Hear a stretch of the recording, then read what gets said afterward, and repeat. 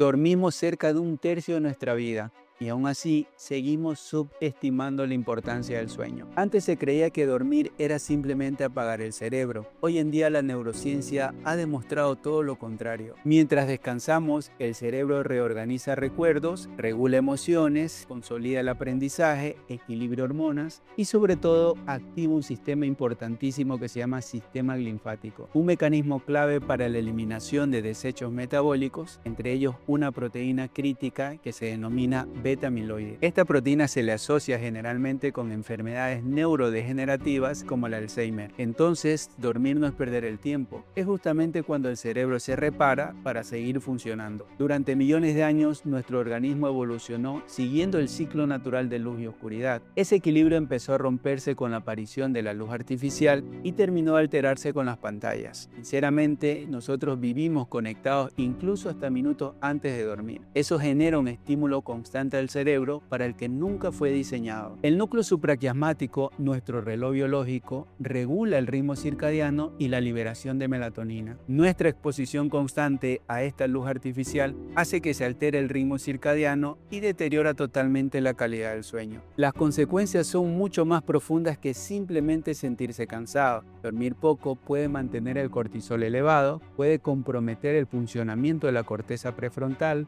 reducir la capacidad de concentración, regular emociones, controlar impulsos y tomar decisiones. Permanecer despierto 18 horas o incluso más puede reducir totalmente el rendimiento cognitivo. Incluso esto se lo puede comparar, de forma similar, a conducir bajo los efectos del alcohol. Cuando esta privación se vuelve crónica, el problema ya deja de ser únicamente el sueño. El cerebro se empieza a inflamar. La microglía, los astrocitos y los oligodendrocitos son células encargadas de reparar y mantener las neuronas, permanecen constantemente activadas por el estrés, la mala alimentación, el mal dormir, el sedentarismo y hábitos propios de la vida moderna. Entonces, esto en vez de reparar el cerebro, lo mantiene en un estado de neuroinflamación y puede alterar la comunicación entre neuronas, generando así un mayor riesgo de enfermedades neurodegenerativas. No toda depresión puede explicarse por inflamación, pero la evidencia muestra que muchos pacientes pueden presentar marcadores inflamatorios como interleuquina 6, factor de necrosis tumoral alfa y proteína C reactiva. Además, pueden presentar alteraciones en moléculas que son claves para la plasticidad cerebral, como el BDNF, factor neurotrópico derivado del cerebro, o el factor de crecimiento nervioso beta. Sin embargo, en toda esta vida moderna que mantenemos, para el cerebro, su único enemigo no es solo la falta de sueño. Despertamos cada día en un mundo que está diseñado para captar nuestra atención.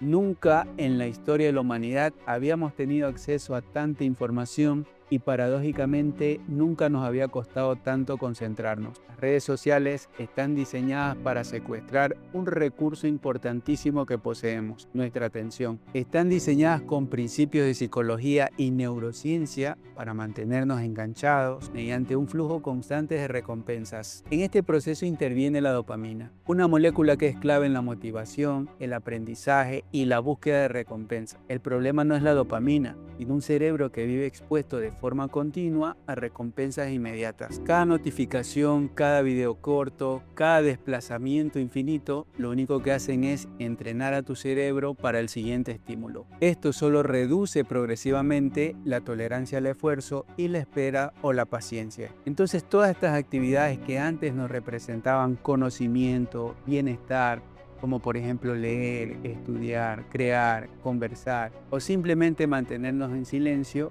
empiezan lentamente a parecernos aburridas. Esta hiperestimulación debilita el funcionamiento de la corteza prefrontal y alimenta la ilusión de la multitarea, que en realidad no es que el cerebro pueda realizar múltiples tareas cognitivas al mismo tiempo, lo que hace es alternar rápidamente entre ellas, consumiendo recursos, debilitando el aprendizaje y evidentemente aumentando el riesgo de errores. Como consecuencia, tenemos un cerebro incapaz de sostener la atención durante largos periodos, un cerebro que vive en la inmediatez, donde todo debe ocurrir rápido, éxito rápido, entrenamiento rápido, respuestas rápidas, y realmente el cerebro nunca evolucionó para vivir esa velocidad. El problema no es la tecnología. El problema aparece cuando nosotros permitimos o dejamos que decida en qué pensamos, cómo empleamos nuestro tiempo o hacia dónde dirigimos nuestra atención. Si nosotros no tomamos el control de nuestra mente, tarde o temprano alguien terminará haciéndolo. Recuperarla exige volver a entrenarla. Dandapani, en su libro El poder de la concentración absoluta, propone entender la atención como un músculo que evidentemente va a mejorar con la práctica. Resistir el impulso de revisar el teléfono, utilizar la tecnología con intención, realizar una tarea a la vez, establecer límites claros y gestionar o canalizar de una manera adecuada la energía son hábitos que, según Dandapani,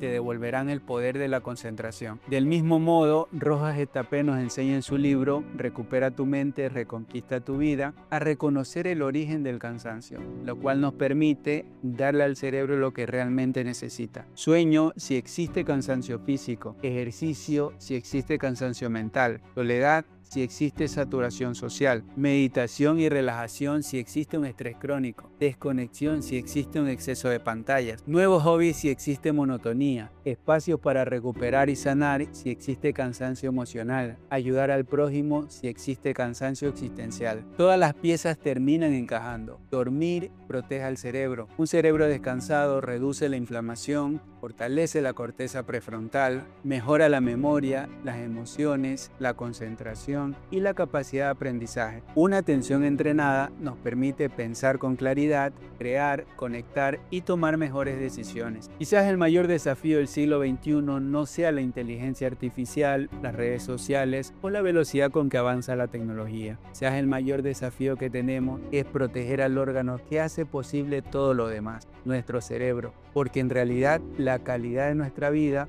va a depender de la calidad de nuestro descanso y de aquello a lo que decidimos prestarle atención. Al final, nuestro destino no lo determina el tiempo que tenemos, sino aquello en lo que elegimos invertir nuestra mente.